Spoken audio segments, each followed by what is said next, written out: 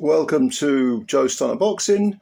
Let's talk about terrestrial television and how it is far more useful than people seem to realise in boxing. Certainly with building up fighters' profiles. I think this is being overlooked a great deal because I've heard people saying, Ben Shalomi's gone from, Sky to being on the BBC. And this, of course, is the new deal that Shalom and Boxer have had. They've struck a deal with the BBC where they will show main events and leading support fights on terrestrial television, and then on the iPlayer service, they're going to show the undercard. Kind of like they do if, DAZN or Queensbury or whatever, they show on YouTube, they show undercard fights, the first 4 fights. And then if you want the main card, you go over to the main platform. So people have been saying, this is pathetic. This is ridiculous. What a come down for Shalom. And I think the opposite. I absolutely think the opposite. And I think people are really missing the point here. I mean, someone in one of my comments said that only pensioners watch the BBC. Really? You think so? Well, first of all, it don't matter if, the BBC is a platform for the over 50s or whatever. So what? That's a lot of people who like boxing. I don't think age comes into it. There's boxing on every single platform. And yes, younger people might prefer, DAZN. Lots of people like it. I'm 58 and I've got DAZN, but I'll watch boxing wherever boxing is. Don't bother me if it's on the BBC, Channel 5, whatever. And let's look at some of the recent figures as well, because let's go back to, if you look at Sky, by the way, for the first time since they've been in existence, which is 35 years roughly, give or take a couple of years, they're not sure, they don't have any boxing scheduled. They may be leaving boxing, just as HBO and Showtime did across the pond, which would be that's a sad event. So the fact that the BBC are getting back into it is excellent. And also, although you do have to have a TV license, of course, it's not free. A TV license now is £172.50 or something. I don't have one because I haven't got a telly. But yeah, okay, so it's not free technically. That's a fair old chunk of money to pay. And if you don't pay it, you end up with £1 or £2's fine. You can argue that. That's an argument for a separate occasion. But it is on terrestrial television and the figures don't lie. Okay, now let's do a comparison because the BBC haven't really had boxing on since Clinton Woods fought Rico Hoy in 2005. All right, that was an vacant IBF light heavyweight title. They sort of delved into little bits and pieces, certainly the amateur scene as well. So let's look at Channel 5's figures. Bear in mind that Channel 5 notoriously have far less figures than the BBC. It's a less well-regarded channel. It's a less publicised channel. The BBC, it's a big organisation because it is essentially, government funded or taxpayers funded. Well, the fight between Harlem Eubank and Tyrone McKenna. Now, that wasn't a particularly great fight, but it took place on Channel 5. And it got 750,000 viewers. 750,000 viewers watched Harlem Eubank fight McKenna. Not bad. Not bad viewing figures for, a Channel 5 gig. And you compare that to Sky Sports. Not everyone has got a Sky subscription. I think most people don't have a Sky subscription.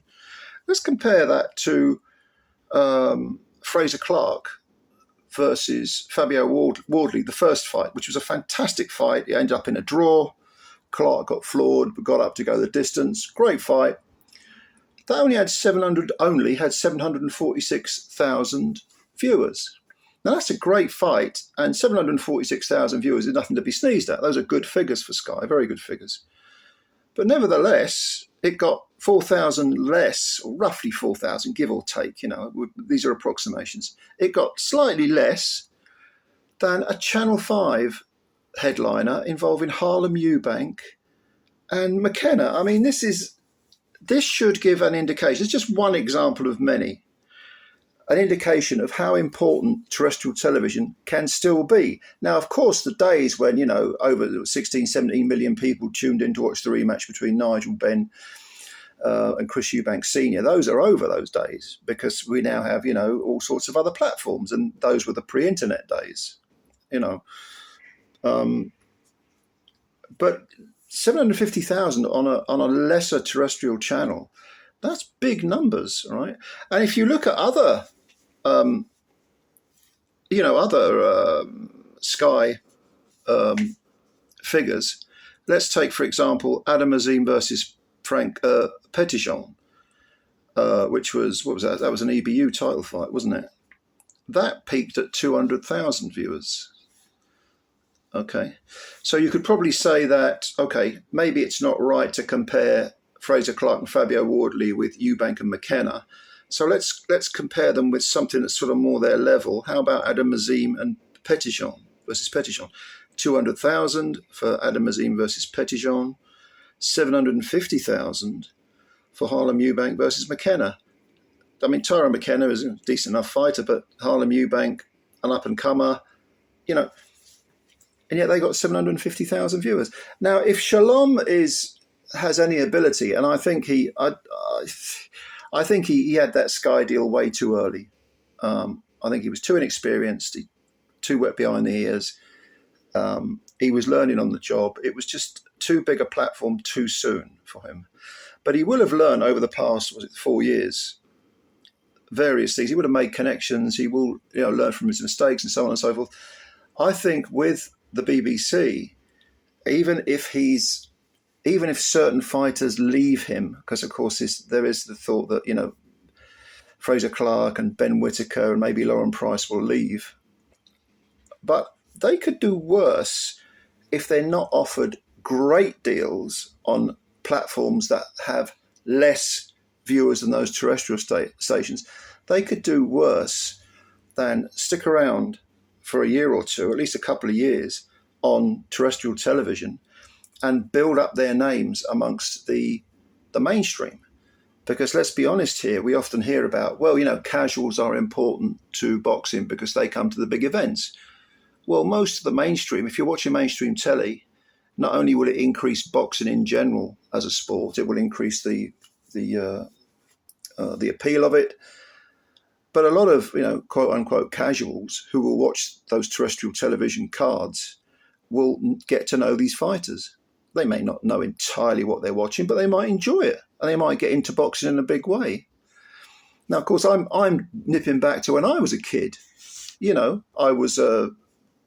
I grew up watching terrestrial TV, and there wasn't a lot of it around either. I go back to the days of the cartel, Mickey Duff, Jarvis Astaire, Mike Barrett, Terry Lawless was the in-house trainer. And, when boxing was on the BBC, even if it wasn't live, and it very rarely was live, it was fantastic. It was a big gig. Oh, yeah, let's watch that. And I got to know these fighters. And I think for younger fans, maybe they're watching it. I mean, I started when I was watching boxing, I was very young. But let's say you're 8, 10 years old, whatever you are.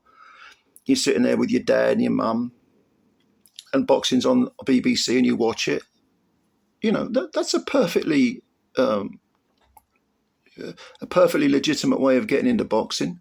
And the next thing will be, like it was with me, oh, Granddad, take us to a fight. Let's go watch the fights, So your interest builds, and there is no better way to, cast your net very wide than to be on terrestrial television. Yes, I'm not denying that a lot of fighters, they are brought along very well they have been on Sky, they are being on DAZN, Queensberry, Matchroom, Golden Boy, they are building their stars. There are other ways to build stars. But at least for the first, few years of a fighter's career, to put them in front of huge audiences and give them a chance to show what they can do in front of huge audiences, where's the negative in that? So I think that this sort of poo-pooing of terrestrial television, it's for the oldies, terrestrial television's dead, blah, blah, blah. What are you talking about? Anything is good. Any platform's good for boxing. any exposure for fighters and for the sport to help grow the sport overall is a great thing, surely. Am I wrong? If you think I'm wrong, tell me. But tell me why. Tell me why you think I'm wrong. You know, of course, there is also the issue as well of money. How much money is Shalom going to have access to? Because the bigger fights, yes, okay, they need, big site fees and so on. You've got to have those, like the Excellent Turkey and various others throwing their wallet into the ring. I get it. But if Shalom's got any sense, he will have said to the BBC, I'm also entitled to take my fighters, to do like joint promotional events like we've seen on DAZN. Ben, Shalom and Hearn and Frank Warren all working together. They've done fights before. And there may be an option for, I don't know, something to be shown on DAZN and the BBC. Depends. I mean, I don't know. I'm not privy to the contract, so I don't know what it is. But I think it would have been a mistake if Shalom has said, okay, well, this is an exclusive BBC contract. There must be a couple of clauses where if his fighters get a chance to make huge amounts of money, he can work with other promoters, not discarding his BBC contract, but working in conjunction with other promoters. That seems to be, and that's a good thing as well. Promoters working together, pooling their resources to give the fans what they want and to give their fighters the best opportunities. Again, where's the negativity in that? I don't think there is anything. But let me know what you think. Do you disagree with this? Do you agree? Just let me know. Comments below. Have a think about this. Are you looking forward to seeing boxing on the BBC? Are you looking forward to Shalom's cards? He's still got some pretty decent fighters, They haven't all left him yet. Not yet, anyway. But let me know what you think. Hit the like button if you enjoyed the video. If you could do that, that would be great. And also subscribe to the channel if you're new. Thank you very much, ladies and gents. I will catch you later. And bye for now.